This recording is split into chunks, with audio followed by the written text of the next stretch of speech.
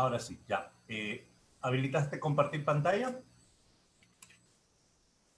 A ver, Sí está habilitado, profesor. ya está, genial. Ok, buenas tardes con todos. Hola a todos ustedes. ¿Qué tal, muchachos? ¿Cómo están? Estamos listos para trabajar lo que corresponde a nuestra clase de hoy. ¿Qué tal, Claudia? ¿Cómo estamos? Wilmer, buenas tardes a todos. Hoy tenemos dos temas preparados. Punto número uno, tenemos que trabajar lo que corresponde a literatura contemporánea. Y punto número dos, tenemos que trabajar lo que corresponde a fonología parte 2. Esos son los temas. Sí, ya se les envió las PPT, así que ya las tienen. Pueden descargarlas. Igual el material también ya lo tienen con anticipación. Así que creo que la clase de hoy será bastante sencilla. A ver, comparto pantalla, ¿les parece?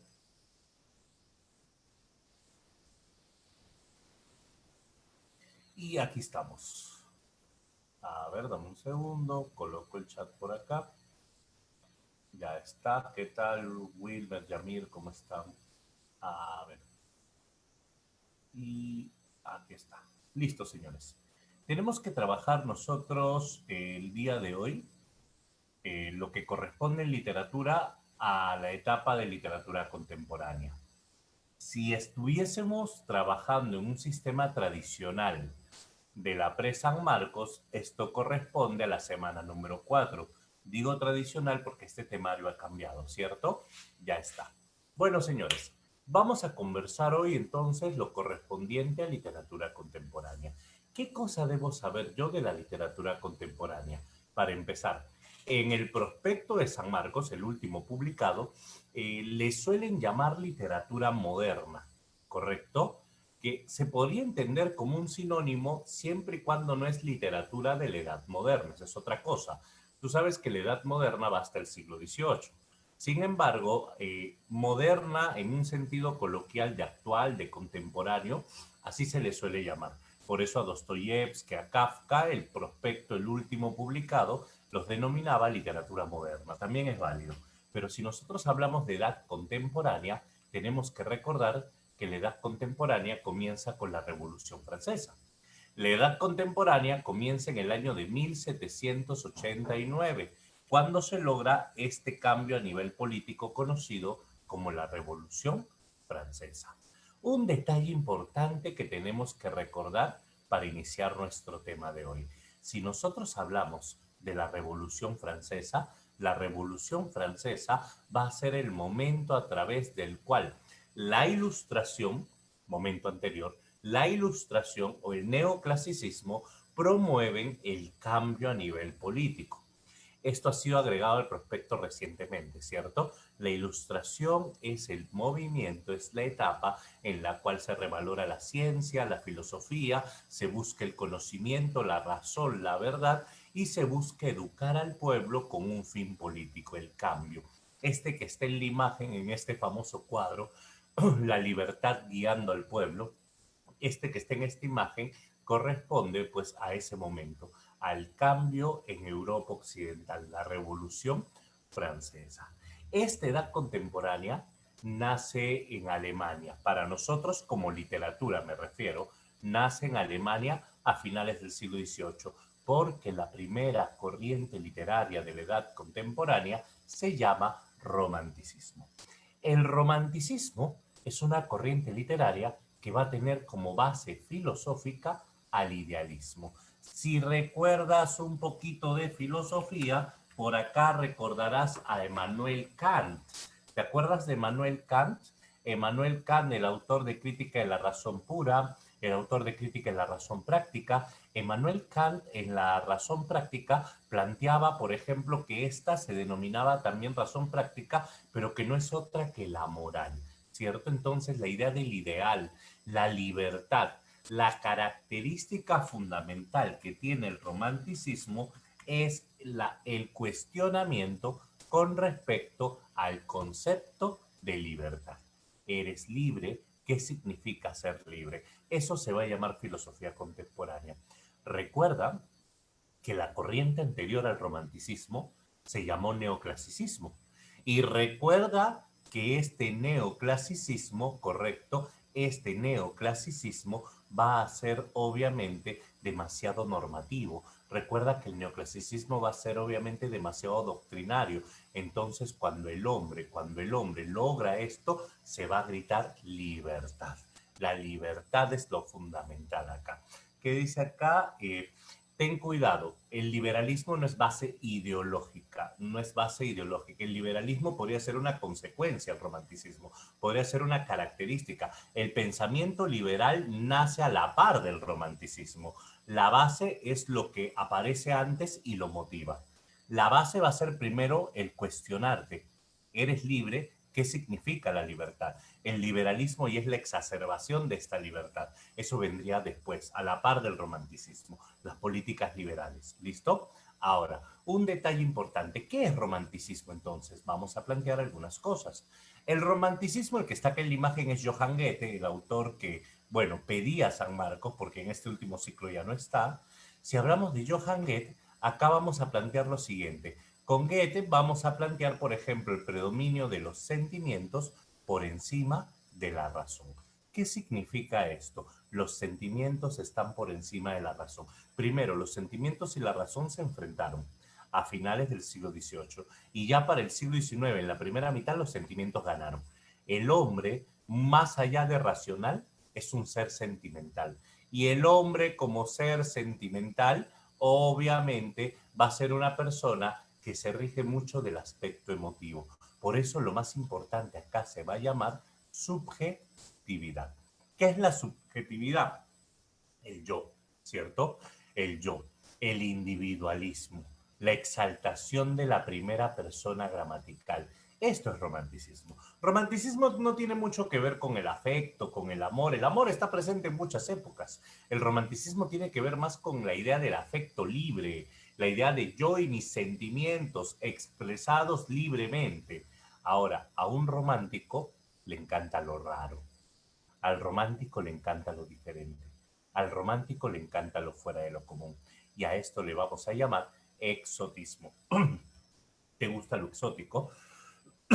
¿Te gusta lo diferente? ¿Te gusta lo fuera de lo común? Por ejemplo, el paisaje, por ejemplo, el pasado, por ejemplo, el misterio. Todo esto es romántico. Una característica fundamental, aparte de exaltar la libertad, es exaltar el genio creador. El concepto de inspiración es un concepto romántico. Otra característica del romanticismo viene a ser la añoranza por el pasado. El romántico es un tipo agradecido. Y al ser agradecido este romántico, ¿qué significa? Que el romántico valora a toda aquella persona que pasó por su vida.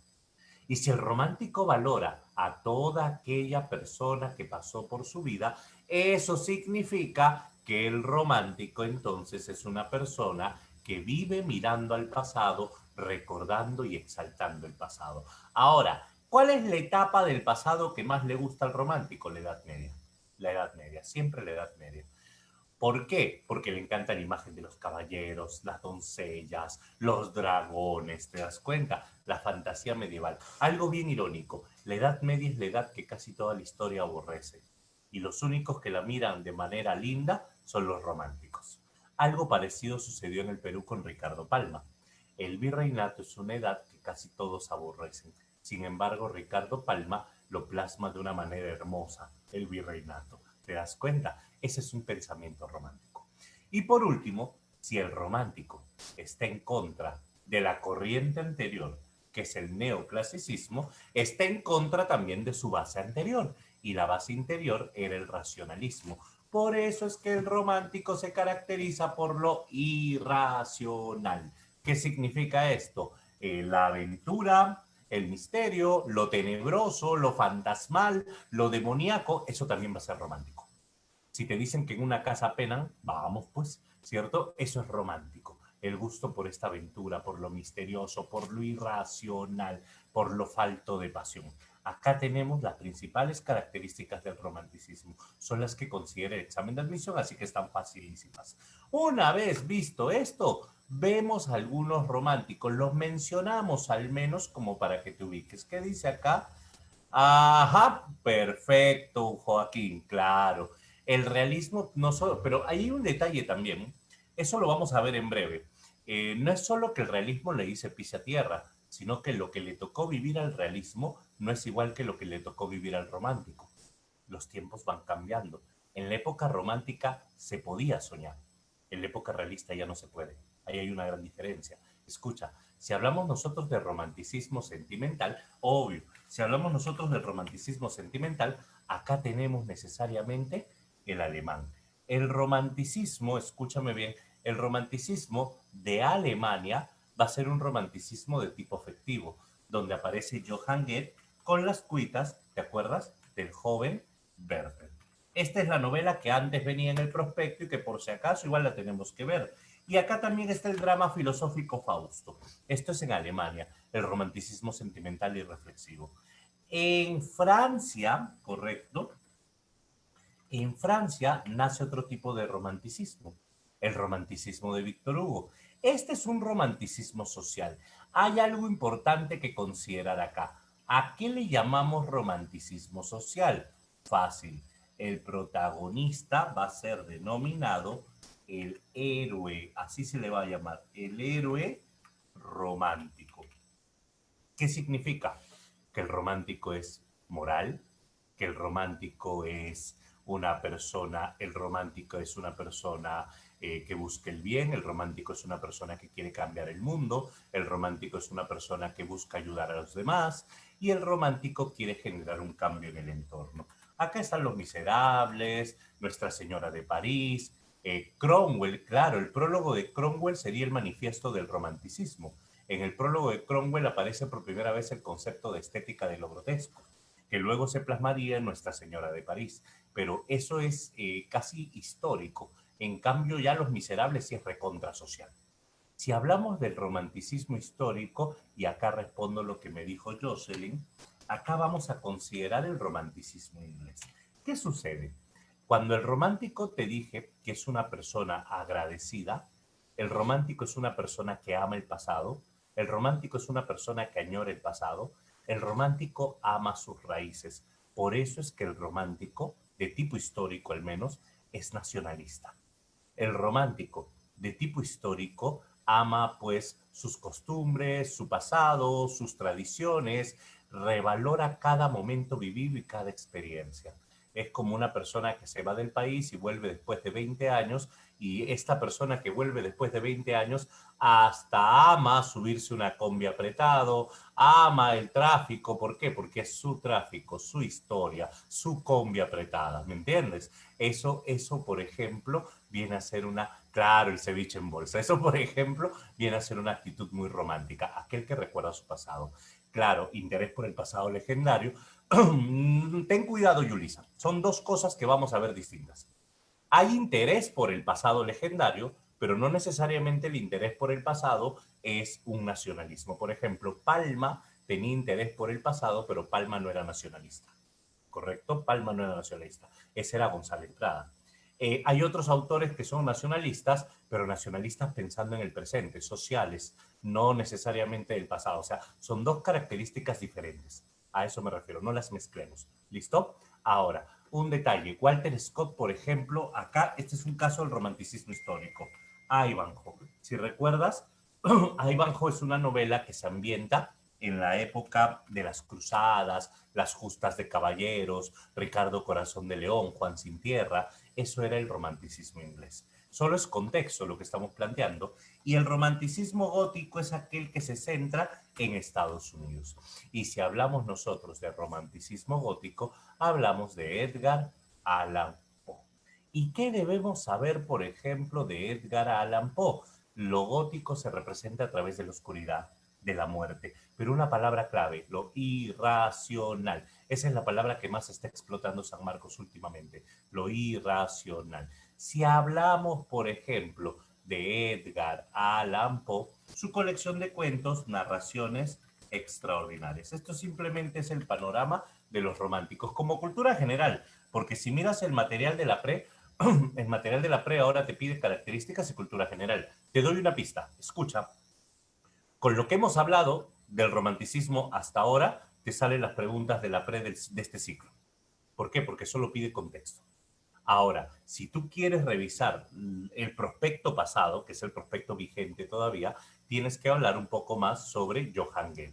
Él es el autor que te interesa para el examen. Johann Goethe, Las cuitas del joven Werther. ¿Estamos bien hasta acá? ¿Puedo borrar esto? Claro que sí, ¿cierto? 5, 4, 3, 2, 1. ¿Ya? Perfecto. A ver, hablemos, por ejemplo, de Alemania. El romanticismo en Alemania va a nacer como un movimiento prerromántico alemán. Este romanticismo se va a denominar el Sturm-und-Drang. San Marcos nunca preguntó este nombre, otras universidades sí, por si acaso lo menciono, que se alude como tormenta y pasión, tormenta y tempestad, tempestad de ímpetu, diversas traducciones se le ha dado. Este Storandran tiene una característica fundamental, es la lucha de dos fuerzas. Por un lado se enfrenta el Eros y por el otro lado se enfrenta el Tánatos. Eros es el impulso de vida, Tánatos es el impulso de muerte. Eros es el amor, Eros es la pasión.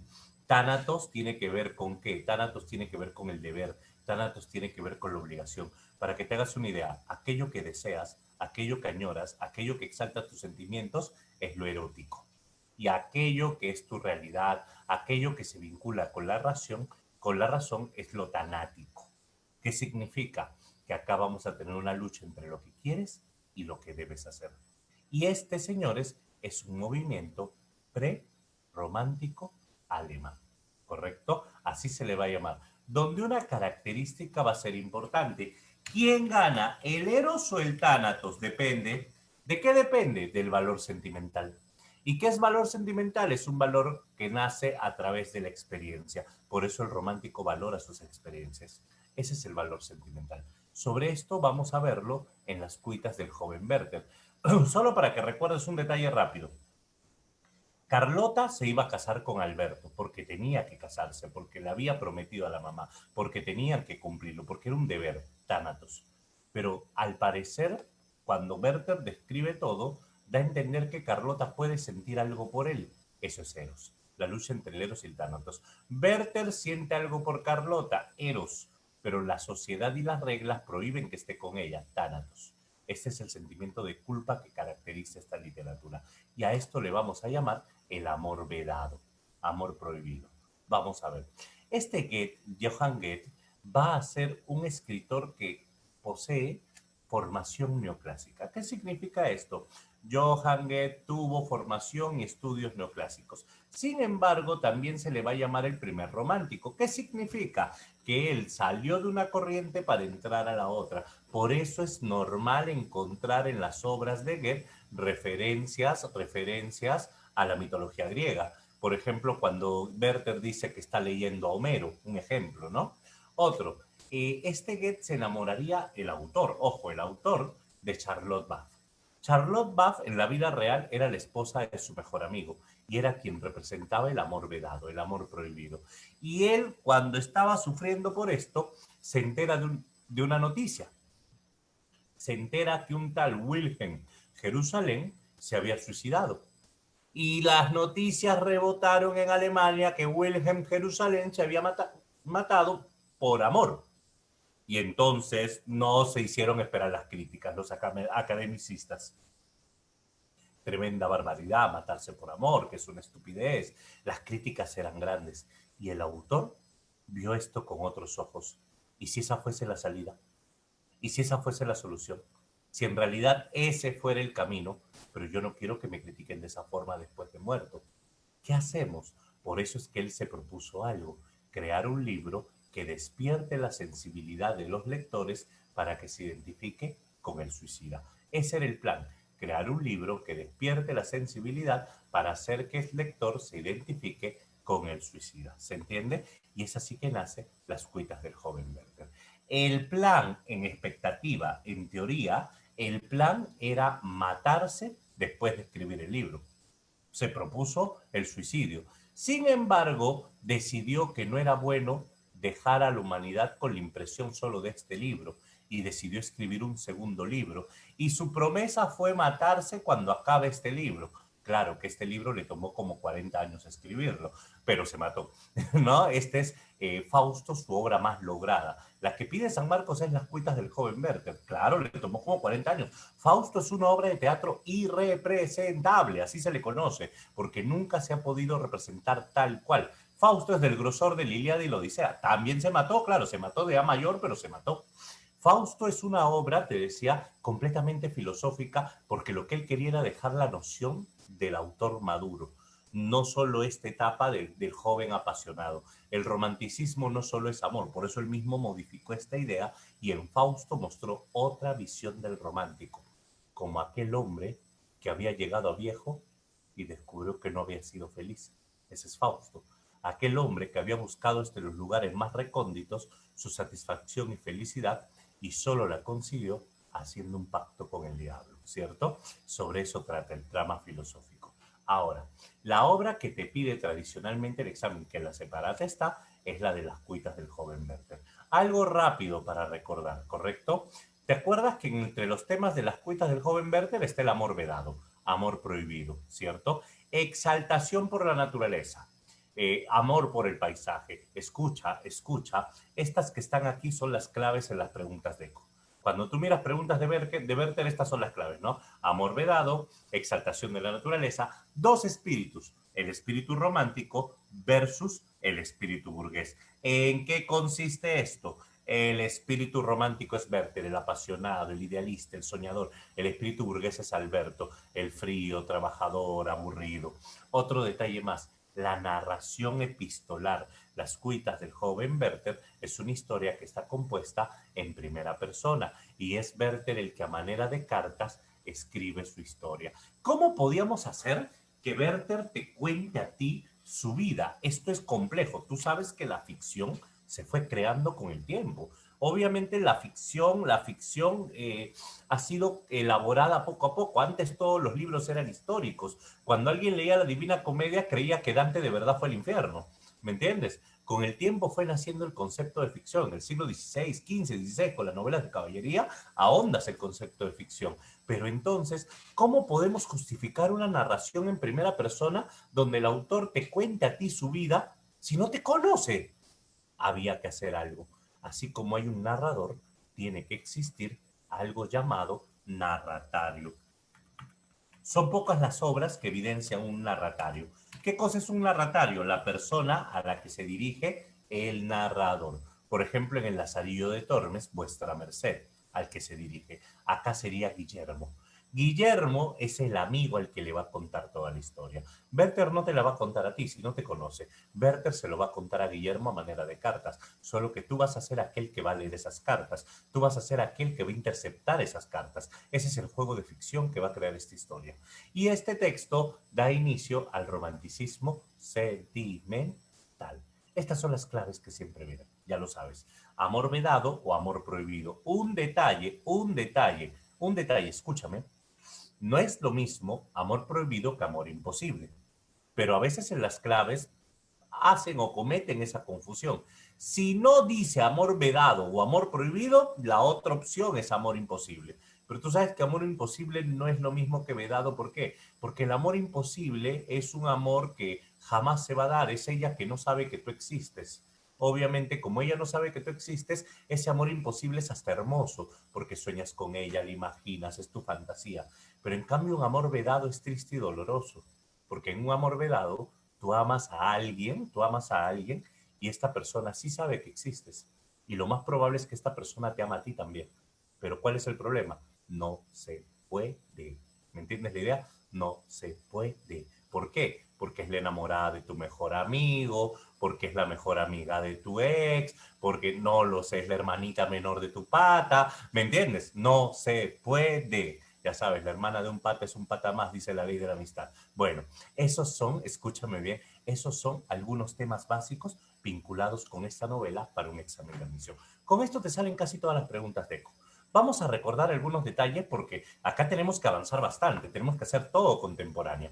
Vamos a ver, si hablamos nosotros, por ejemplo, de la novela, Werther va a sentir cierta atracción por Carlota. Mira la cadena, pero Carlota se va a casar con Alberto, ¿cierto? Aquí está. Y Werther le va a contar todo a Guillermo. Werther acaba de llegar al pueblo de Wilhelm. Werther está apasionado. Werther en más de una carta se la pasa hablando que el paisaje, que los ríos, que los árboles, que la fuente, que la naturaleza. Puedo leer a Homero, dice, puedo leer a Homero, apasionado y feliz. En otra parte, cuando lo invitan a una fiesta con todos los jóvenes de la ciudad y no pudo rechazar, le pidieron por favor que recoja una joven llamada Carlota. Guillermo estaba vestido con frac azul y chaleco amarillo cuando toqué su puerta. Yo no sabía lo que me esperaba cuando esta puerta se abra. Sin embargo, al abrirla la vi a ella. Estaba jugando con sus pequeños hermanos y en el momento en que jugaba con ellos parecía la Virgen rodeada de sus ángeles. Era lindísima y me dijo, sí, ¿qué desea? Vengo a llevarte al baile. Se despidió de ellos, me tomó del brazo y me sentí en las nubes. Cuando acabó ese día, Werther escribió, y así la dejé en su casa. ¿Y sabes qué, querido Guillermo? Estoy enamorado. Lo irónico es que en la carta anterior había dicho, tú sabes que yo no me enamoro así nomás y que el amor no tiene cabida en mí. ¿Qué significa? Cuando Werther decía, yo no me enamoro así nomás, para mí el amor me parece trivial, eso lo decía un neoclásico. Pero cuando Werther decía estoy enamorado, eso lo decía un romántico. Una característica del autor es que pasó de neoclasicismo a romanticismo por una mujer. ¿Se entiende? Pasó de neoclásico a romántico por ella, una cosa así. Y este Werther luego, cuando dice, qué dolor, Guillermo, qué dolor, y estaba conversando con ella y me confesó que está comprometida, que su futuro novio, Alberto, va a venir próximamente. No puedo entender por qué tan perfecta tiene que ser y ya comprometida. La he de olvidar. Siguiente carta. No puedo olvidarla, hermano. No puedo olvidarla, amigo. No logro sacarle mi cabeza. Siguiente carta. Hoy el día está hermoso, pero sería más hermoso si ella estuviera conmigo. Y así, desvaríos para arriba y para abajo, sufriendo, hasta que dice, hoy sucedió algo, tocaron mi puerta, era ella. Sí, Guillermo, era ella. Y me dijo que quería salir. Yo quería gritarle no, pero al verla tan hermosa le dije, vamos. Me tomó del brazo, dimos unos pasos y me presentó a Alberto. Eran los dos. Imagínate, caminando juntos.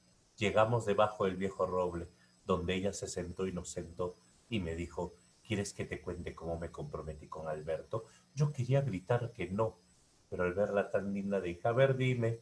Resulta que su madre estaba en el lecho de muerte y ésta le pidió por favor que cuide de sus hermanitos. Y Alberto llegó, era solo su amigo, y le dijo, por favor, cuida de mi hija. Lo que usted diga, señora. Hija, quiera Alberto, lo que tú mandes. Por favor, quiéranse. Prométanme que se van a casar. Si te das cuenta, para Carlota Alberto es un tánatos, es un deber. Y la pregunta es, ¿por qué le contaría eso a Werther? ¿Por qué me lo tuvo que contar? ¿Es que acaso no siente nada por él? ¿No lo ama? ¿Pero sentirá algo por mí? Y cuando Werther ansiado buscaba esa respuesta, debajo del viejo roble a solas los dos, consiguió saber lo que quería a través de un beso que le roba a Carlota. Y cuando Carlota lo mire le dice, ¿pero qué te pasa? Discúlpame, es que no pude contenerme. Y en ese momento, ¿y tú, Carlota? ¿Sabes contenerte? Carlota se puso nerviosa, se puso llorosa y se fue corriendo. Y Werther lo entendió todo. Al parecer Carlota sentía algo por él, pero no quería sentirlo. Y Werther, que por cierto en otras cartas dijo, ¿sabes qué es lo que me duele más, Guillermo? Que Alberto no es un mal hombre. Es más, me cae bien. El único problema es que es uno de esos tipos fríos, burgueses, sin sentido. Pero tengo que hacer algo. ¿Qué hizo Werther? Se fue de viaje para dejar que se casen. Una característica importante del romanticismo es la libertad. Y si tú te la robas o insistes en llevártela y que no se case, eso es quitarle la libertad a alguien. Entonces Werther no podía hacerlo. Werther se fue de viaje y dejó que ella se case. E inclusive ella le mandó una carta diciéndole, la boda estuvo hermosa, qué pena que no pudiste estar. Albert te manda saludos. Werther aguantó un tiempo hasta que volvió un 23 de diciembre. Esa fecha es clave en la novela, ¿te acuerdas? El 23 de diciembre. ¿Por qué? Porque Werther, este 23 de diciembre, le dice a Carlota, estuve pensándolo todo y el que sobra acá soy yo. He decidido irme para siempre. Pero Werther, acabas de llegar. No entiendes, mujer. Me voy de este dolor, me voy de esta vida, me voy de este sufrimiento. Pero Werther, ven a la cena y luego te vas. No comprendes, mujer. Ojalá que ese hombre con el que compartes el lecho te haga feliz. Albert llega y Werther se despide. Werther le dice a su criado, dile a Alberto que me preste sus armas, que me voy de cacería. Alberto todavía le dijo a Carlota, bájalas, y Carlota la limpió y todavía se la dio al criado. Dijo, dile que tenga cuidado. Cuando Werther recibió el arma, preguntó, ¿quién te la dio? La señora Carlota. Tómate la tarde. Y Werther comenzó a escribir. Qué dolor, Carlota, que el arma que acabará con mi vida provenga de tus propias manos. Pero si así lo quieres, así será. Tendré cuidado de no estorbarte, de no entrometerme, de no apartarte del camino. Ojalá que ese hombre con el que compartes el lecho te haga feliz, aunque jamás te hará tan feliz como este pobre verde, que te amo en esta vida y en todas las que me quedan.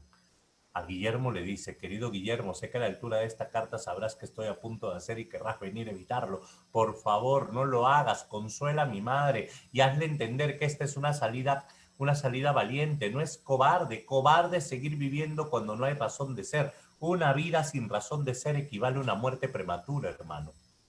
Por favor, nunca me olviden. Werther vestido, dice, estoy vestido con fraga azul y chaleco amarillo. Por más que me embarre de sangre, no me cambien de ropa, porque con esta ropa conocí por primera vez a Carlota.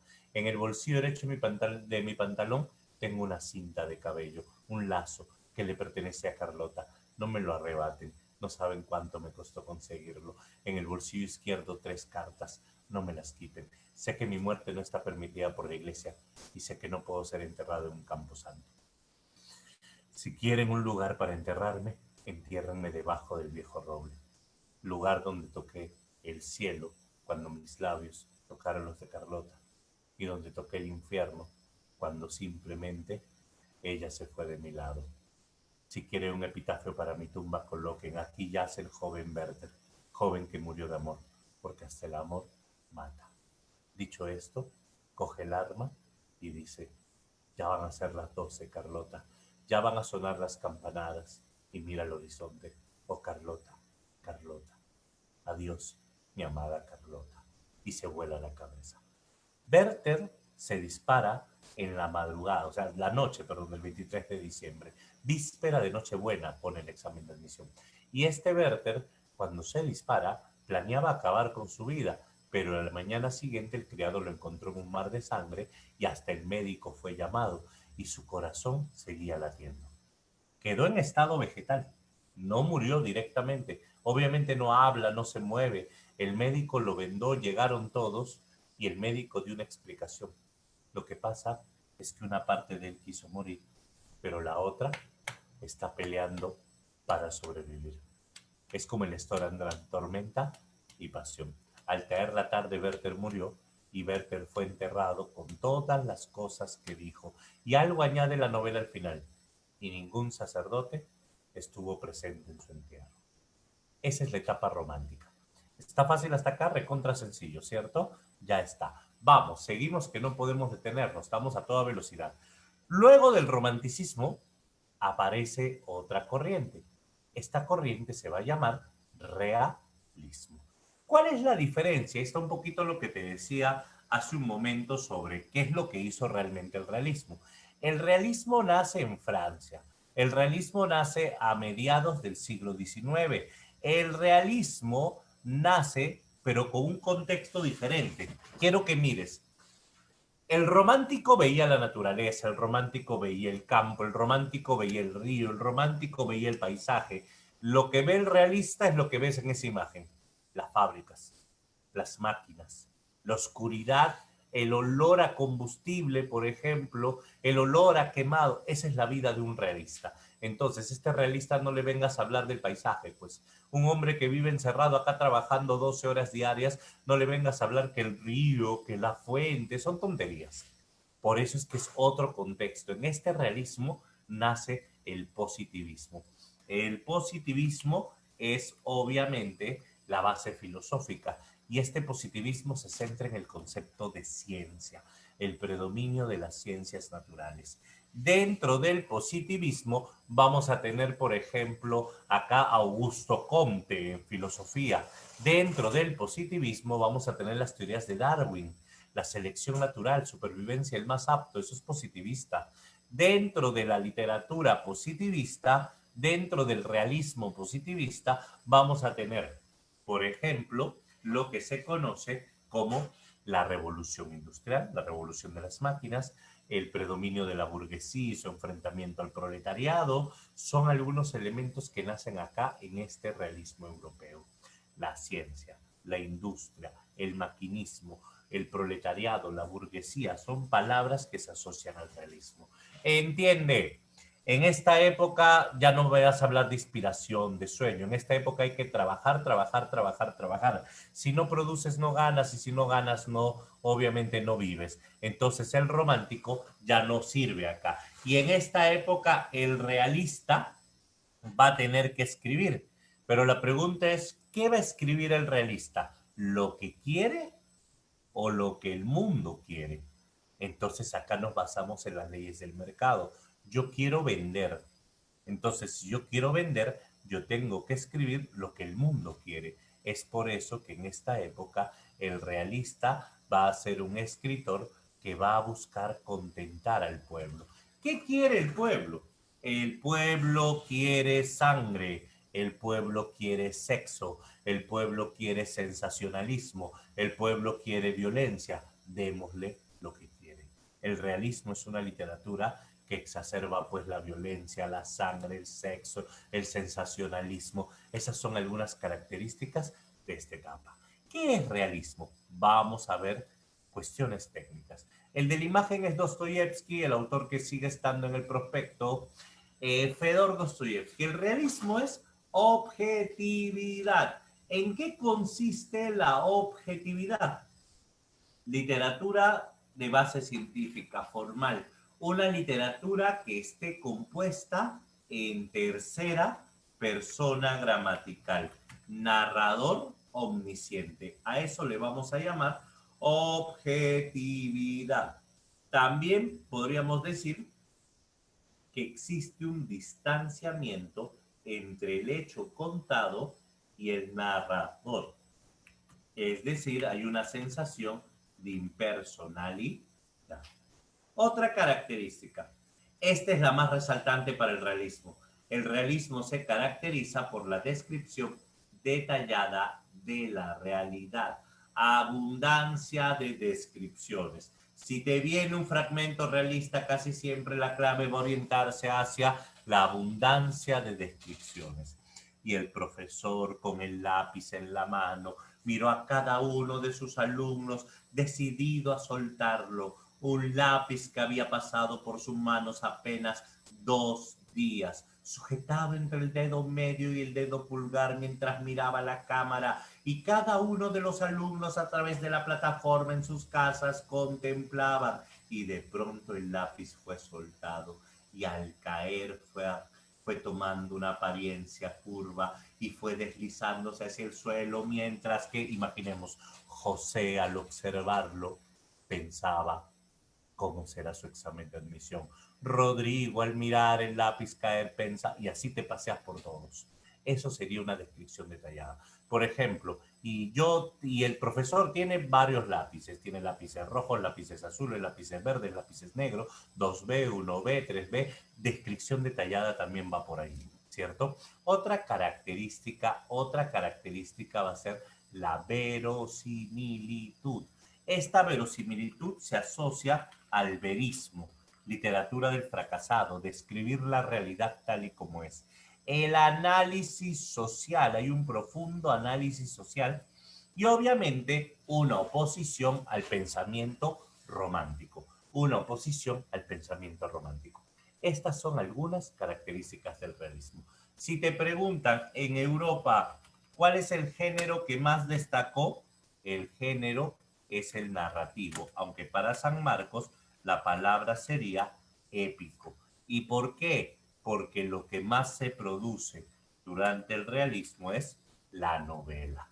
El realismo va a representar el auge de la novela. ¿Listo? Ya lo tenemos un pequeño panorama dentro de realismo europeo. Ahora, este realismo va a tener variantes, lo vamos a ver en breve. El parnasianismo es una de sus variantes, el naturalismo es una variante, incluso el regionalismo acá en Perú es una variante del realismo. Ya está, veamos. Si hablamos nosotros del realismo, planteamos lo siguiente. El realismo va a presentar para nosotros dos momentos. Estos dos momentos tienen que ver con dos territorios. Por un lado, tenemos el realismo de Francia y por el otro lado tenemos el realismo de Rusia. Si del realismo de Francia es que nos referimos, este realismo a su vez va a tener dos momentos. Cultura general nada más estamos viendo. ¿Qué significa? Al realismo de Francia lo vamos a partir en dos. El primer momento del realismo francés lo representan ellos dos. Y el segundo momento del realismo francés lo representa este señor.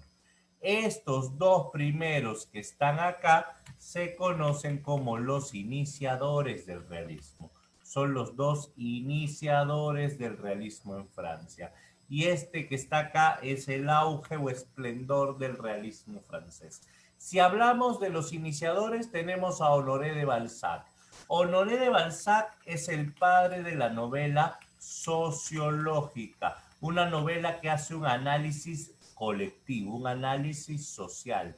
Este autor va a tener una colección llamada La Comedia Humana, donde vas a tener, por ejemplo, Papa Goriot, donde vas a tener, por ejemplo, a Eugenia Grandet, algunos de sus textos.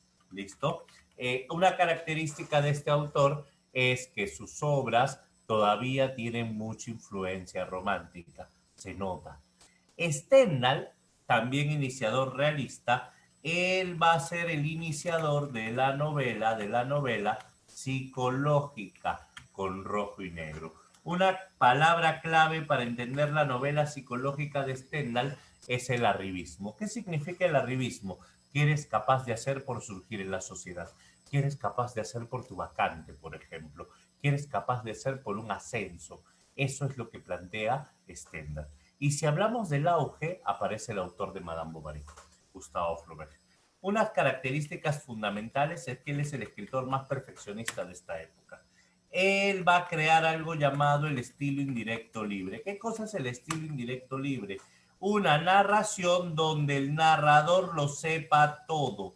Pero cuando digo todo, es todo. ¿A qué se refiere? El narrador conoce hasta el pensamiento de sus personajes. Y Emma pensó, y Emma dijo, son dos cosas muy distintas. Con él tenemos, por ejemplo, Madame Bovary, la historia de Emma Robalt, aquella mujer que se casó con Charles creyendo que era el hombre perfecto y luego terminó desilusionada. Y cuando terminó desilusionada, terminó engañando a su esposo con dos hombres, con León y con Rodolfo. Y el otro es el realismo ruso. Y acá tenemos sobre todo a Dostoyevsky. Obvio que no es el único. Hay universidades que te preguntan por Tolstoy, Gogol, Turgenev, pero para un examen de admisión tipo San Marcos, Dostoyevsky. ¿Listo? No, no, no. Justo estoy a punto de resaltar eso. Stendhal es iniciador de la novela psicológica y a Dostoyevsky se le llama el padre de la novela psicológica. Hay una diferencia. Te explico cuál es. Con Stendhal, por primera vez se analiza la mente del ser humano. Con Stendhal, por primera vez se analiza un rasgo nada más. Este rasgo se llama conducta. Stendhal va a tener cierta inclinación conductual, el análisis conductual de los personajes. Pero cuando aparece Dostoyevsky, Dostoyevsky coge influencia de esta novela, pero sobre todo coge esta técnica, el estilo indirecto libre. Y cuando Dostoyevsky logra tener un narrador que se mete en la mente de los personajes, todo cambió.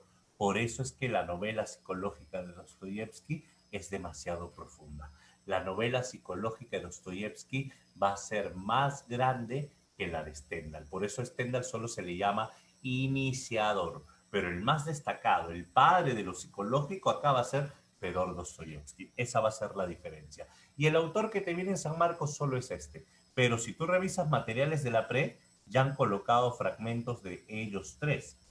Ahora, si te viene un fragmento de un autor que no está en el prospecto, ¿cuál es la clave? Facilito. La clave es descripción detallada de la realidad. La clave es análisis social. ¿Qué significa? Es una característica del contexto. Tenemos que hablar de Dostoyevsky. Vamos a hablar solo de Dostoyevsky para poder cerrar el realismo. ¿Puedo borrar? Dime que sí, ¿cierto? Perfecto. De nada, Jocelyn.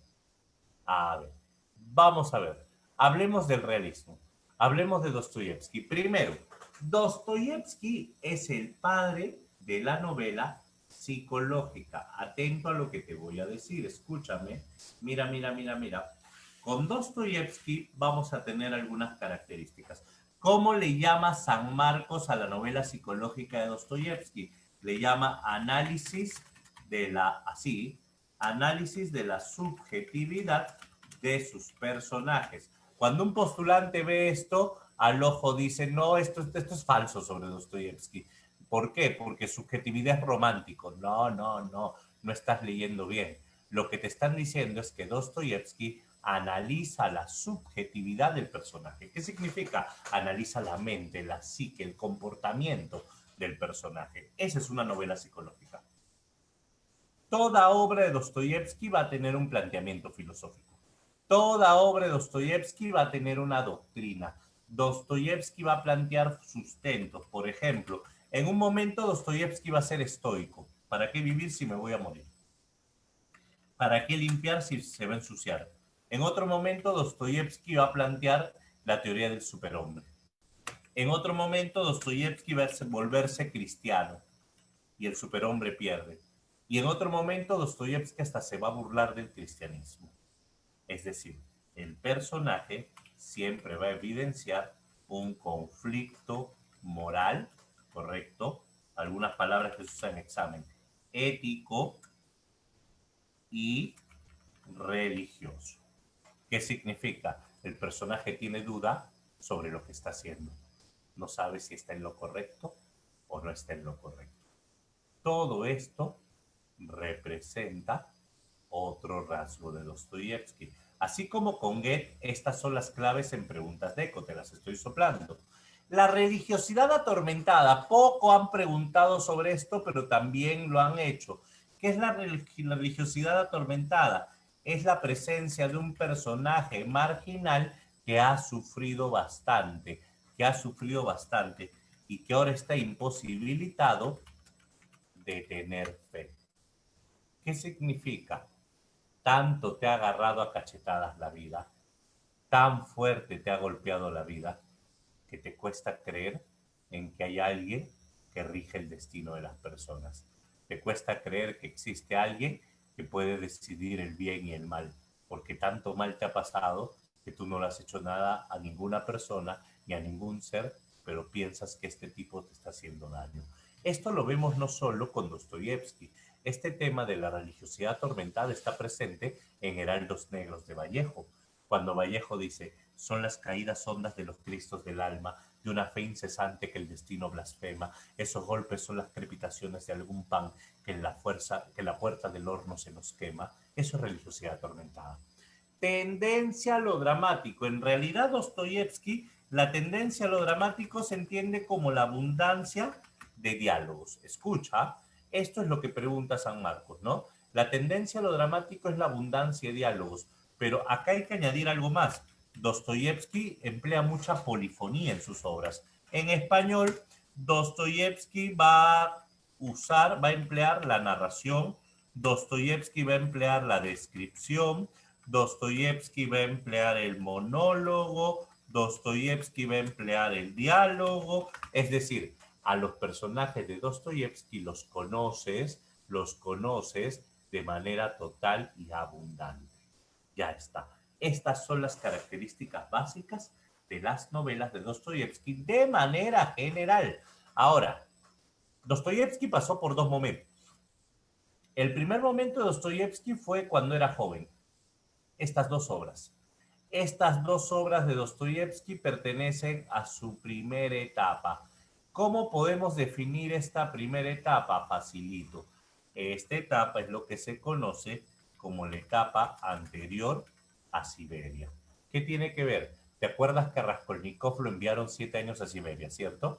A Dostoyevsky también. Dostoyevsky vivió el exilio en Siberia por culpa del zar. Eso lo marcó separado y lo marcó demasiado, perdón. Y antes de Siberia, él escribía de manera estoica. ¿Para qué vivir si me voy a morir? Pobres gentes, humillados y ofendidos. Pero cuando Fedor Dostoyevsky volvió de Siberia, ya tenía otra óptica. Es la del hombre que ha sufrido y ha vencido a la adversidad. Y este hombre ya no teme. Y al no temer, va a analizar la profundidad de sus personajes, porque ha conocido personajes sorprendentes. Por eso, la etapa posterior a Siberia es la etapa donde están sus mejores obras. Y dentro de la etapa posterior a Siberia tenemos, por ejemplo, Memorias del Subsuelo, Crimen y Castigo, Los Hermanos Karamazov, El Jugador y El Idiota. Esto es lo básico en cuanto a literatura de Dostoyevsky. Espero que esté fácil. Todavía no hablo de Crimen y Castigo. Crimen y Castigo va a tener obviamente características adicionales. Claro, la solidaridad con el sufrimiento humano sería pues la presencia del cristianismo. Esa característica, Yulisa, está presente en las obras donde predomina esta idea. Por ejemplo, en Crimen y Castigo. En Crimen y Castigo, acuérdate, el amor aparece como un factor de regeneración ante el sufrimiento del hombre. Eso lo vamos a hablar ahora que hablamos de Crimen y Castigo. Lo que pasa es que él en algún momento fue estoico, en algún momento exaltó el superhombre, Memorias del Subsuelo exalta el superhombre. En el cristianismo vamos a tener la muerte del superhombre en Crimen y Castigo, en El Príncipe Idiota mata al cristianismo, etcétera. ¿Cierto? Que dice acá, imposibilidad de tener fe. ¿Qué tiene Pedro? No entiendo, no entiendo. Ya lo mencioné, es como el caso de Vallejo, es el hombre que, por ejemplo, Raskolnikov. Raskolnikov es un hombre que ha sufrido tanto, que ha visto tanto y que ha estudiado tanto que no tiene posibilidad de creer en Dios. Y Raskolnikov envidia a Sonia, porque Sonia en su simpleza puede tener fe y la fe le sirve de abrigo. Y Raskolnikov no puede tener esa fe. ¿Me entiendes? Es como el hombre que lee demasiado, el hombre que estudia demasiado, a veces es un hombre que le cuesta creer en una fuerza superior.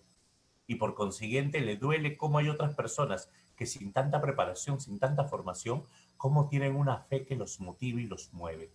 Ellos quisieran tener esa fe, pero no pueden, no pueden. Como dicen, no todos pueden entrar a la tierra prometida. Hay personas que han visto la verdad a los ojos que ya no pueden ser felices fácilmente. A eso se refiere. ¿Listo? Esto lo vamos a hablar ahora con características de Crimen y Castigo. ¿Puedo borrar? Sí, sí, sí. ¿Has tenido tiempo? ¿Ya está? Perfecto. A ver, si hablamos de Crimen y Castigo, acá sí hay otras características que vamos a mencionar. Atento. Primero, la estructura de las novelas. A nivel interno, también acá se llama la escala de lo profundo. En la escala de lo interno o de lo profundo, Crimen y Castigo va a aparecer como una novela psicológica. Psicológica. Y a nivel externo, es decir, a nivel superficial, Crimen y Castigo va a aparecer como una novela policíaca de persecución. Acá hay un pequeño error, el autocorrector a veces te juega mal. Superhombre se escribe junto y sin tilde. A veces el autocorrector lo separa. La teoría del superhombre es una sola palabra, por si acaso, ¿ya? Superhombre y sin tilde porque la sílaba tónica está en hombre. Bueno, superhombre versus cristianismo. Esto lo vamos a ver en la diapositiva siguiente. ¿En qué consiste? Es el conflicto de la moral. ¿Qué significa la moral? Existen dos clases de moral. La moral humanitaria, que es aquella que mencionaba Yulisa, aquella que se solidariza con el sufrimiento del hombre, la moral humanitaria, y existe la moral antihumanitaria, aquella que cree que la muerte es el camino para liberar a mucha gente. Eso lo vamos a ver como superhombre y cristianismo en breve. Un detalle, el amor va a actuar como fuerza de regeneración. En Crimen y Castigo, el amor, el perdón, la misericordia lo representa Sonia, ¿cierto? Y el protagonista va a vivir conflictos éticos y psicológicos. El protagonista va a experimentar el conflicto ético y psicológico. Este tema es muy tocado en cuanto a examen de admisión. La moral. ¿Qué significa la moral? El cristianismo es una moral humanitaria. El cristianismo es una moral solidaria. y el cristianismo lo representa Sonia. En cambio, el superhombre es una moral antihumanitaria de tipo intelectualista. Y este superhombre lo va a encarnar la figura de Raskolnikov, Rodion Romanovich Raskolnikov. Él es aquel que se siente por encima de la ley y que siente que tiene la potestad de eliminar ¿a quién? A los seres nocivos e inservibles para la sociedad. El superhombre es el que decide quién vive y quién muere. Y es aquel que elimina, repito, a los seres nocivos e inservibles para la sociedad. Como lo que pasa cuando Raskolnikov, el hijo de Pulgeria Alexandrova y hermano de Dunia, Raskolnikov siente que un camino para liberar a San Petersburgo de la pobreza era exterminando a la usurera. Aliona Ivanovna era la usurera que sería catalogada como piojo inservible, como ser nocivo para la sociedad. El detonante fue una carta de su madre. Raskolnikov vive en un cuarto de San Petersburgo. Raskolnikov dejó sus estudios por falta de dinero. Y cuando Raskolnikov dejó sus estudios por falta de dinero, Raskolnikov entonces estaba viviendo solo en la ciudad y recibe la carta de su madre en la que le cuenta que la hermana Dunia había perdido el trabajo. ¿Por qué Dunia perdió el trabajo? Porque el patrón Svidrigailov quiso abusar de ella. Ella era niñera de sus hijos. Y cuando la esposa vio al marido queriendo abusar de Dunia, en lugar de enojarse con el marido, la despiden a ella. Obviamente estaba arruinada, pero la mamá le cuenta, la esposa de Svidrigailov vino a vernos y esta señora nos dijo, yo sé que tú no tienes culpa, pero no te puedo contratar. Vamos a hacer algo. Yo tengo un sobrino llamado Lutzin y este Lutzin quiere casarse contigo. Si tú te casas con él, nunca más tendrás que trabajar. Y Pulgeria le dice a Raskolnikov, hijo, como tu padre no nos acompaña, es misión tuya aceptar este compromiso. Raskolnikov no se sentía contento y la mamá remata con algo. Lutzin ha dicho que si se casa con tu hermana, incluso te pagará los estudios. Raskolnikov se sintió ofendido. Sentía que estaba vendiendo a la hermana. Sentía que el mundo está mal. Por eso decidió aplicar el plan que tanto lo había llevado pensando.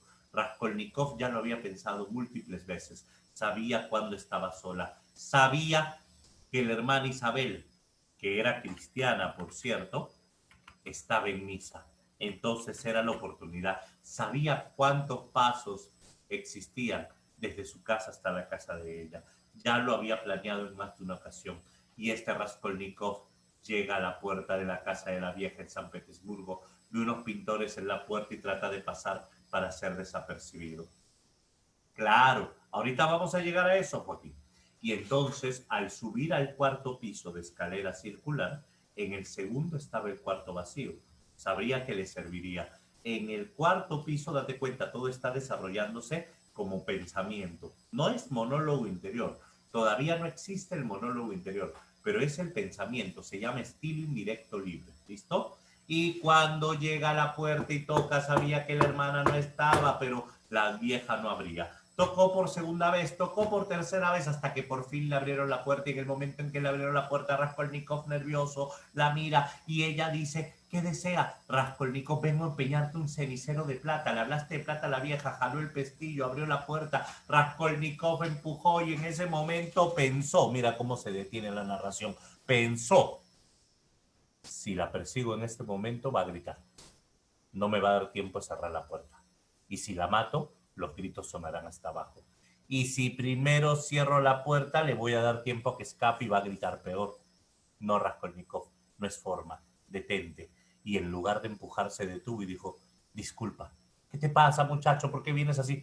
Perdóname, es que estaba con frío. ¿Por qué estás bañado en sudor? Es que tengo calor, tengo fiebre. Quiero empeñarte un cenicero de plata. Le dio el objeto a la vieja. Era lata envuelto en periódico. La vieja de frente dijo, esto no pesa como plata, revísalo. La vieja se da la espalda y Raskolnikov siente que es el momento y lentamente saca el hacha. Y cuando Raskolnikov traía el hacha entre sus manos mirando a la vieja de espaldas, todo iba de acuerdo al plan. Solo había un pequeño detalle. Nunca había asesinado a alguien.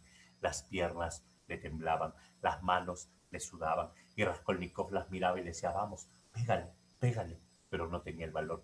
Hasta que de pronto la vieja acabó de abrir el paquete, se dio cuenta que era lata, la vieja voltea y Raskolnikov la mira, la vieja dice muchacho y Raskolnikov grita no y acaba el capítulo. Esta novela se publicaba cada quincena, los capítulos se publicaban de manera quincenal. Tenías que esperar 2 semanas para saber qué terminaba acá. Y en ese momento Raskolnikov, apretando el hacha entre sus manos, con el largo de sus brazos, el peso del metal y la trayectoria de su cintura, gira rápidamente el hacha para clavarle la cabeza de la vieja.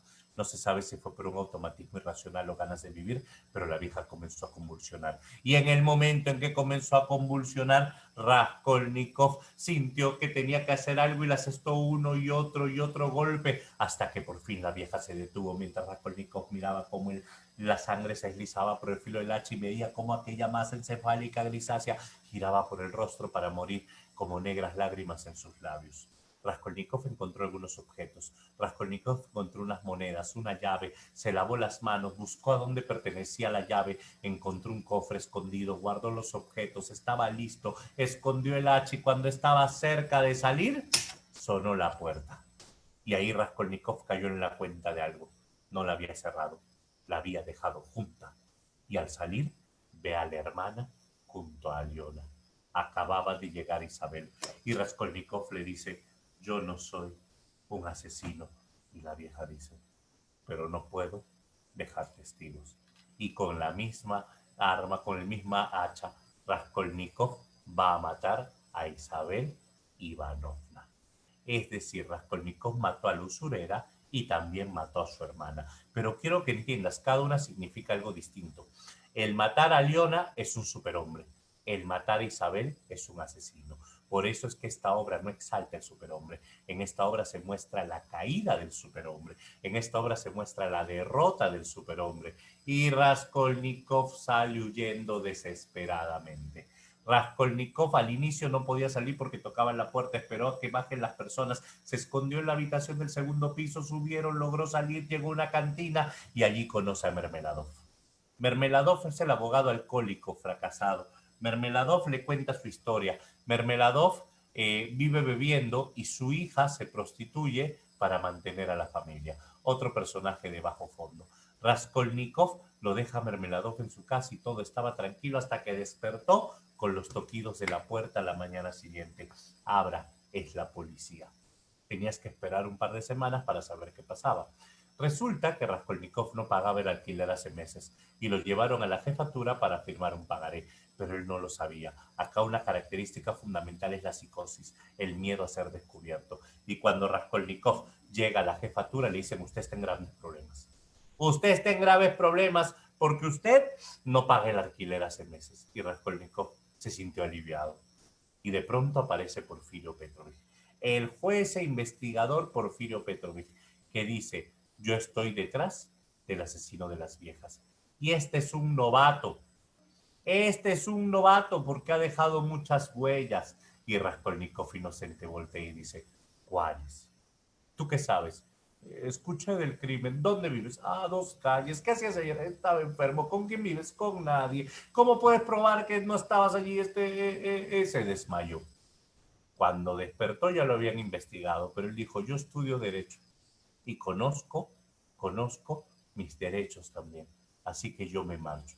Está bien, vete, pero respóndeme una pregunta. ¿Conocías a la vieja? Y Raskolnikov categóricamente dice, no.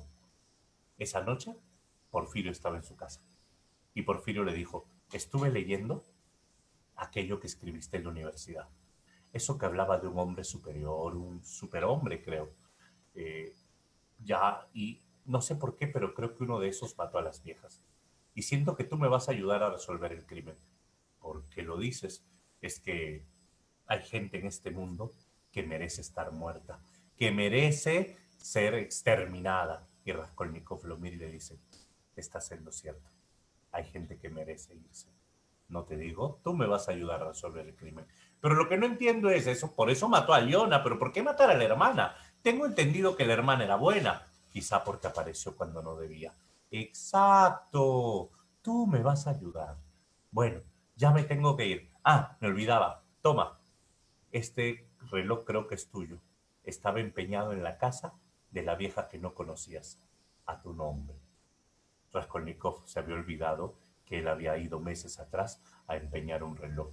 Y en ese momento Porfirio le dijo, yo sé que eres tú, pero no tengo pruebas. Cuando las tenga, serás hombre muerto. Aprovecha, disfruta, o es más, ahórranos tiempo, mátate si gustas.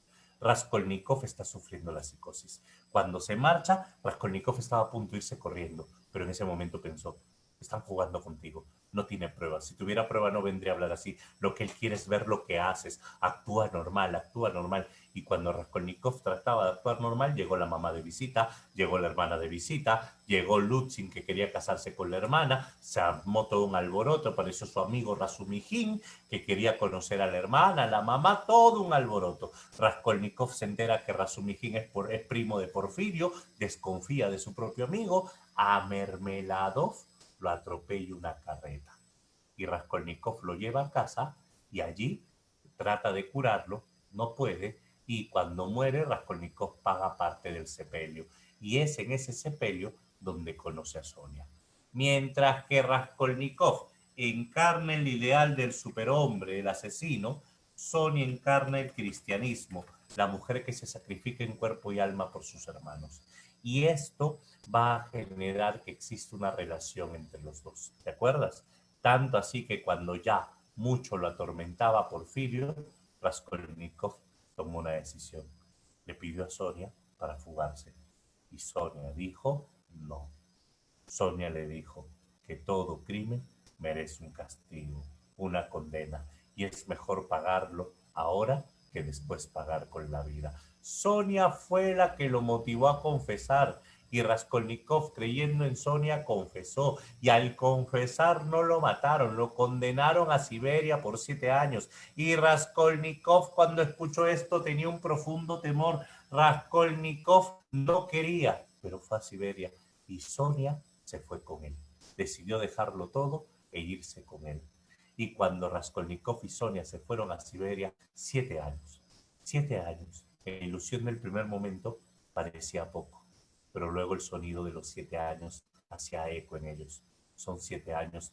Ahora Sonia me va a volver a hablar de la Biblia, pero luego Raskolnikov pensaba, no, ella ha dejado mucho por ti. Así que se sentaba y le escuchaba atentamente. Y lo que le pasó a Raskolnikov y a Sonia en Siberia, y lo que le pasó a su regreso, si es que un día volvieron, eso será motivo de otra historia. Siempre terminaba así sus libros Dostoyevsky. Será motivo de otra historia, pero no existe la otra historia, ¿correcto? Este es el realismo del siglo XIX. Esto es lo que más pregunta San Marcos ahora, por ejemplo. ¿Estamos bien? ¿Estamos bien? Ahora sí, nos falta un último punto para cerrar este capítulo. Vamos, borrador, borrador. ¿Todo bien? 5, 4, 3, 2, 1. Vamos. Último punto. Si hablamos de la etapa contemporánea del siglo XX, para ser exacto, si hablamos de literatura del siglo XX, primero tenemos que dice acá, ¿cuál fue la primera reacción de Sonia cuando le confiesa el crimen? Y esa pregunta, a ver, primero Sonia se sorprende, se aterra, estaban en la habitación donde ella se prostituía, pero Sonia firme terminó dándole un discurso que no solo eso, ahí hay una lista. ¿Te acuerdas de Svidrigailov, el que quiso abusar de Sonia? Svidrigailov mató a su esposa, escaparse, al escaparse y buscar a Sonia. Svidrigailov estaba hospedado justo al costado del cuarto donde Sonia se prostituía. Y Sonia le da un discurso tremendo. Y cuando le habla de este discurso de la libertad y de la vida, que Raskolnikov confiese y hace que el mismo Svidrigailov se quite la vida. Ahí hay un detalle. Svidrigailov se suicida por las palabras de Sonia. Sonia siempre se le pinta con un temple fuerte. Sonia era la mujer de la decisión. Por eso Sonia representa la redención, la esperanza. ¿Listo? Ahora sí. Último punto, nos quedan unos minutos para acabar literatura. Sí, al toque. Escúchame, escúchame. A ver, ¿quién dice que Dostoyevsky plasma algo onírico? Onírico es algo más del siglo XX. Dostoyevsky plasma la subjetividad, Dostoyevsky plasma, a ver, no es lo onírico, algún libro ha querido poner eso para sonar inteligente, pero ten cuidado, la palabra onírica es del siglo XX. Lo que plasma Crimen y Castigo, claro, lo que plasma Crimen y Castigo son las pesadillas del protagonista. Lo que pasa es que en la novela se cuenta que Raskolnikov tiene muchas pesadillas, pero eso no es onírico, onírico es otra cosa. Onírico se vincula con el sueño, sí, pero onírico es una narración subconsciente y Dostoyevsky no tiene eso. Eso nace, por ejemplo, con William Faulkner, eso nace, por ejemplo, con James Joyce. Lo onírico todavía no nace en el siglo XIX, pero sí las pesadillas de Raskolnikov. Así nada más ponle pesadillas. Lo que pasa es que a veces algunos libros quieren sonar inteligentes, interesantes y te ponen palabras, son ideologías que todavía no existen en esa época. En el siglo XIX no existía la filosofía del onírico, ¿ya? Bueno, si hablamos nosotros de la literatura contemporánea, un detalle rápido, tenemos el parnasianismo y el simbolismo. Sí, pesadilla. En el mismo San Marcos también se ha plasmado pesadilla o conflicto ético, moral y religioso. Eso es lo que usa la conflicto ético, moral y religioso, es lo mismo. Bueno, el parnasianismo y el simbolismo son escuelas francesas que nacen a finales del siglo XIX. Estas dos van a ser importantes, por ejemplo, cuando aparezca Rubén Darío con el modernismo. El parnasianismo con Charles Baudelaire, el autor de Las Flores del Mal, y el simbolismo con los poetas malditos. ¿Qué cosa era esto, la poesía radical? El parnasianismo es el arte por el arte. El parnasianismo es el poeta insensible. El parnasianismo es escapar de la realidad y hablar solo de la belleza. En cambio, el simbolismo es la musicalidad, el exotismo. El simbolismo tiene que ver con qué? Con la poesía sugerente, cosa que los poetas malditos van a tener. Y parnasianismo más simbolismo da origen al modernismo, siglo XX, ya en Hispanoamérica. Si hablamos nosotros del vanguardismo, esta aparece después. El vanguardismo es una corriente de ruptura, de cambio, de innovación. Y en el vanguardismo nace pues algo muy diferente a todo lo que se había visto. El realismo se opone a lo romántico. El romántico se opone al neoclásico. El neoclásico se opone al barroco. El barroco se opone al renacentista y así. El vanguardista se opone a todos. Esa es una característica. El vanguardista se opone a todos. Entre algunos vanguardistas tenemos a Hemingway, Joyce y Franz Kafka. En Estados Unidos, Ernest Hemingway, premio Nobel en 1954. Ernest Hemingway, el autor del Viejo y el Mar, el estilo periodístico, la generación perdida se le llamaba a su grupo. En Irlanda aparece James Joyce. James Joyce es el padre del monólogo interior. Con Joyce ya nace este monólogo subconsciente radical, esta tendencia al subconsciente, a lo onírico que es propio del siglo XX. Y con Kafka tenemos el expresionismo, la metamorfosis. De esta lista, Kafka es el importante. Pero para eso tenemos que hablar de la vanguardia. Este cuadro, por ejemplo, es interesante para lo que queremos plantear. Este cuadro le pertenece a Pablo Picasso. Es el famoso Guernica de Picasso, ¿correcto? Que tiene que ver con el bombardeo de Guernica. Ismos será, Ismos, ¿no? Ismos, dice, ya, bueno. Ismos, con S en vez de T. Bueno, este Picasso es cubista. Y si te das cuenta, una característica de la vanguardia, ¿cuál es? La vanguardia se caracteriza no en la muestra de la realidad, sino en cómo la realidad pasa por tu cabeza. Para Picasso, ese fue el bombardeo de Guernica. Para Picasso, este cuadro representa lo que él sintió con el bombardeo de Guernica en plena Guerra Civil Española. Si te das cuenta, todos corren de derecha a izquierda, podrás ver a un caballo, puedes ver las cuatro patas del caballo si te concentras y su cola se distingue claramente y al mismo tiempo puedes ver claramente un tipo tendido en el suelo con una espada rota, una mujer llorando con un pequeño niño muerto, un toro, un hombre que viene desde lo alto, un ojo grandote, ¿cierto? Pero hay una peculiaridad, a todos le ves los dos ojos a pesar de estar de perfil. Eso es algo cubista. A todos le ves los dos ojos a pesar de estar de perfil, ¿cierto? Si lo miras con paciencia te das cuenta. Ahora, y te darás cuenta que en medio de todo, por ejemplo, hay una pequeña flor, espero que ya la hayas visto. También una flecha rota que apunta hacia la izquierda también. Esto es vanguardista. Si tú quieres interpretar, no se puede. El vanguardismo no es interpretación. El vanguardismo se caracteriza, ¿por qué? Por la libre interpretación, es decir, ¿qué significa el cuadro? Lo que tú quieras, lo que tú quieras. El vanguardismo nace en el siglo XX. El vanguardismo es ruptura, el vanguardismo es innovación, el de la imagen es Kafka, el vanguardismo es experimentación.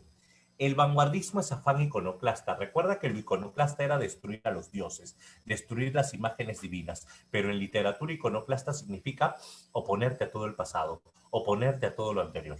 ¿Listo? Eso se entiende por iconoclasta. El vanguardismo es un conjunto de ismos y movimientos que intentan cuestionarlo todo e intentan encontrar la originalidad.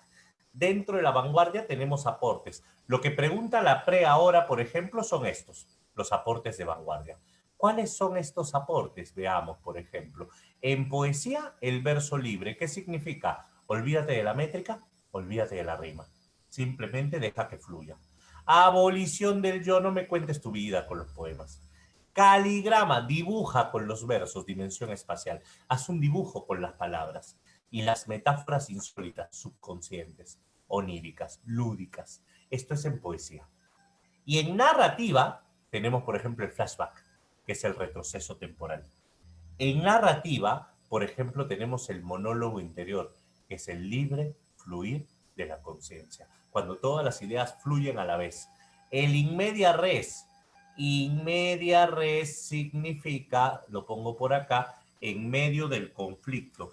¿Qué significa esto? Cuando una obra comienza en medio de un problema, como las películas de terror, por ejemplo. Cuando una obra comienza en medio de un conflicto, de viene el nombre, como la metamorfosis, comienza cuando es un insecto, no te dice cómo se vuelve un insecto. Multiplicidad de voces, varios narradores. Claro, claro, justo lo que estás poniendo, Pedro, exacto. Multiplicidad de voces, varios narradores o varios puntos de vista, varios puntos de vista. Narración objetiva significa sin sentimientos. Narración objetiva, sin rastro de humanidad, sin rastro de humanidad, sin sentimientos, descripción técnica nada más. El desorden temporal tiene que ver con la fragmentación del tiempo. No son las únicas. Acá tenemos, por ejemplo, el experimentalismo lingüístico. Acá tenemos, por ejemplo, la necesidad de un lector activo, ¿correcto? Acá tenemos la transculturación narrativa, que es la presencia de varios mitos y creencias dentro de una narración. Son algunas características que marcan esta tendencia vanguardista. ¿Listo? Otro detalle más. Esta tendencia vanguardista, escúchame bien, se va a caracterizar entonces porque quieren que el lector reconstruya el sentido. El lector es el que tiene que reconstruir el sentido al texto. Por eso siempre se lo ponen difícil. Y el vanguardismo, como ya nos decía Joaquín, es un conjunto de ismos. El futurismo de Filippo Marinetti, que plantea la velocidad, la agresividad, la máquina. El cubismo de Guillaume Apollinaire, que plantea los puntos de vista, el caligrama. El expresionismo de Franz Kafka, que plantea la visión interior. El existencialismo de Jean-Paul Sartre, que plantea la agonía de la existencia humana. El dadaísmo de Tristan Tzara, que plantea la búsqueda del absurdo. Y el surrealismo de André Breton, que plantea el psicoanálisis. Todo esto que estoy planteando es contextual, nada más. Lo que te interesa es Kafka. Acá están las preguntas que te van a hacer. Hoy en día, el ciclo actual de la PRE, con técnicas de vanguardia, ya tienes todo. Pero si ves los ciclos pasados, Kafka. Kafka es expresionista, la búsqueda del yo profundo. Kafka se queja de la deshumanización. El hombre es deshumanizado. ¿Qué significa? Tú ya no vales por lo que tienes, tú ya no vales por lo que ganas, tú vales por lo, perdón, tú ya no vales por lo que tienes, ya no vales por quién eres, digo, ya no vales por lo que piensas, ahora vales por lo que ganas, vales por lo que produces. Si eres un ser improductivo, no sirves. Entonces el hombre se preocupa por producir, producir, producir. Te alienas a la modernidad y solo piensas en cómo ganar más dinero. Y aquel que no gana, lo vamos a marginar. Y entonces vamos a tener una triste vida rutinaria y burocrática de producir, producir y ganar, cosa que critica Kafka. Y ahora, ¿qué tiene que ver papá con todo esto? Que papá es el que trabaja, papá es el que produce, y cuando papá llega a casa muy cansado y te encuentra y tiradote, A papá le duele porque él se está sacrificando. Por eso siempre la imagen de papá como el abusivo. Por eso siempre la imagen de papá como el estricto. Es que es el hombre que no tiene vida por cargar el peso de todos. Es la mula, sin ofender a nadie, es la mula que carga y arrastra el gran peso. Y si los demás no producen, él carga con el peso de todo. Esa es la imagen. Por eso papá rudo. ¿Y esto qué genera? Familias tristes, familias sin comunicarse. Estas son las características de Kafka. Estos son los temas que vienen en las preguntas de Eco. La metamorfosis es la obra que te pide. Perdón que acá puse a Dostoyevsky, no lo cambié. La metamorfosis es la obra que te pide. Sin embargo, tiene el proceso, la muralla china, América y Carta al Padre. Una gran cantidad de textos fueron publicados de manera póstuma. La metamorfosis sí fue publicada en vida, pero gran parte de la obra de Kafka fue publicada de manera póstuma. ¿Listo? Si hablamos de la metamorfosis, Gregorio era el hombre que trabajaba para mantener a su familia. Gregorio le pagaba al papá su deuda. Tenía una deuda con el jefe, por eso Gregorio trabajaba para pagar la deuda. Gregorio le ponía sirvientas a la mamá y a la hermana le estaba ahorrando para pagarle clases de violín. ¿A qué costo? A que nunca paraba en casa. Salía a veces muy temprano de madrugada para tomar el tren, tomaba los pedidos, se encargaba de trabajar y era el gran ausente en la familia. Pero Gregorio era el que cargaba con el peso de toda la familia, hasta que despertó convertido en insecto. La mañana en que Gregorio Samsa despertó convertido en insecto tenía la sensación de haber pasado una noche de sueño intranquilo. Miró un vientre peludo y viscoso, unas patas en lugar de extremidades, tocó un punto blanco en su pecho y sintió dolor. Qué feo trabajo que tengo, dijo. Se echó hacia un costado y le crujió la coraza, se echó hacia el otro y se asustó, pero no se asustó porque era un insecto, se asustó porque vio el reloj y era tarde para ir a trabajar. Gregorio trató de levantarse de la cama. Todo el primer capítulo radica en la odisea de Gregorio para salir de la habitación.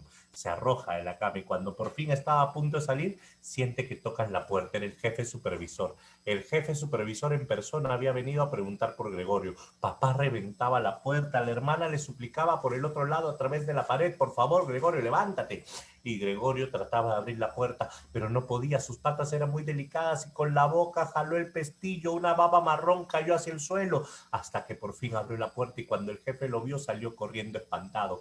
El jefe huyó y el papá con el bastón del jefe dio golpes en el suelo y al final Gregorio se atascó en la puerta. El papá lo pateó, se raspó todo el costado, pero entró a la habitación y al caer la tarde Gregorio estaba herido y con las patas que no podía mover.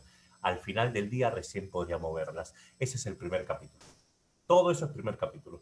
El segundo capítulo de la novela son las penurias económicas de los Samsa y cómo intentan salir de ella. Despidieron a las criadas, tuvieron que hacer ellos mismos los quehaceres, la mamá dedicarse a la costura, el papá conseguir trabajo, aunque tenía un guardadito felizmente, y Greg cómo intenta ser solidaria con Gregorio, le lleva comida, le vacían la habitación y cuando le vacían la habitación para que camine libremente, Gregorio ve que se están llevando los cuadros y se iban a llevar su cuadro favorito y Gregorio abrazó su cuadro y cuando la mamá entró y lo vio a Gregorio en la pared se desmayó. Greg la arrastra a su cuarto y está tratando de reanimarla. Gregorio salió de la habitación y al salir la puerta se cerró tras él y Gregorio mira a la mamá y está al pie de la puerta y llega papá.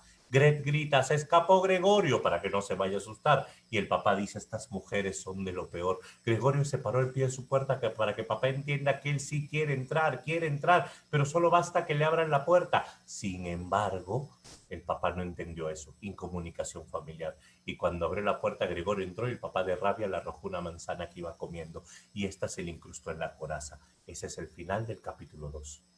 Y en el capítulo 3, una sirvienta huesuda hace los quehaceres de la casa, viene en la mañana y en la noche. Le encanta fumar en el cuarto de Gregorio y arrojarle la basura allí. Y unos inquilinos rentan una habitación. Y es acá donde Gregorio vivía encerrado en su cuarto. Y la familia se sometía a los inquilinos, hasta que un día Greg comenzó a tocarles el violín y Gregorio, emocionado por el sonido, salió de la habitación. Y cuando Gregorio salió de la habitación, Gregorio asustó a los huéspedes y Greg es la que grita: papá, tenemos que deshacernos de él. Eso ya no es Gregorio, eso no es Gregorio, tenemos que deshacernos de él. Si eso fuera Gregorio, se hubiera ido hace tiempo. Papá, trabajamos muy duro para padecer esto. La mamá lloraba, Gregorio, todos, Gregorio se mete a su habitación y así pasaron los últimos días, hasta que un día la criada se quedó sorprendida al entrar a la habitación, llamó a la señora le dijo: hazte cargo. La familia se enteró, Gregorio había muerto. La criada se hizo cargo. lo echó a la basura. El papá votó a la criada, votó a los huéspedes y decidieron salir. Y cuando salieron se tomaron el día, tomaron el tren, se fueron de viaje y pensaban, llegó la hora de mudarse. Una casa más pequeña, esta casa es la que cogió Gregorio. Y la vieron a Gret y está grande, ¿no? Fácil le conseguimos un marido y este nos mantiene a todos. Es decir, la próxima víctima sería Gret, la deshumanización dentro del hogar. Esta es la metamorfosis, la marginación del improductivo, la crítica a la vida burocrática. Esos son los temas que se plantean acá. Y con esto, señores, tenemos todo el panorama de literatura contemporánea. ¿Estamos bien hasta acá? Sí, sí, sí, sí, sí. Espero que sí. Con el tiempo. Revisaste las preguntas. Al final de toda la sesión vamos a resolver las preguntas de acuerdo a cómo ve el tiempo, porque quiero cortar la clase justo en hora y media. Todas no, siempre hago la mitad y te mando las claves sí mismo y tú me preguntas todas las que dudes. Así que con confianza. El objetivo de mandarte más preguntas, lo que pasa es que yo siempre mandaba 10 preguntas porque no se puede hacer mucho. En clase al menos no, pero los alumnos me pedían preguntas para practicar. Por eso luego mando preguntas más. Mando 20, por ejemplo, para que puedas revisarlas y te mando las claves para que puedas corregirte. Se puede decir que la metamorfosis que influye, se puede decir que eh, ahí te falta una preposición. No sé si que en la metamorfosis influye o que la metamorfosis influye en. La metamorfosis es, vamos a entendernos, te cuento. En la metamorfosis sí influye algo de surrealismo, pero sobre todo expresionismo. La metamorfosis es expresionista. No llega a ser del todo surrealista, ¿por qué? Porque se entiende. Una característica de los libros surrealistas es que no se entienden fácilmente. Y la metamorfosis es un libro de fácil lectura. No es del todo surrealista. El surrealismo es cuando no escribes con lo que sale de la boca. El surrealismo es cuando escribes con lo que está acá en bruto. El Ulises de James Joyce es extremadamente surrealista. La metamorfosis más expresionista. ¿Listo? Ok, Jesús o Caleb, ya está, listo. Terminamos para pasar al siguiente curso. Un momento, profesor, un momento. Ya. Jesús, dame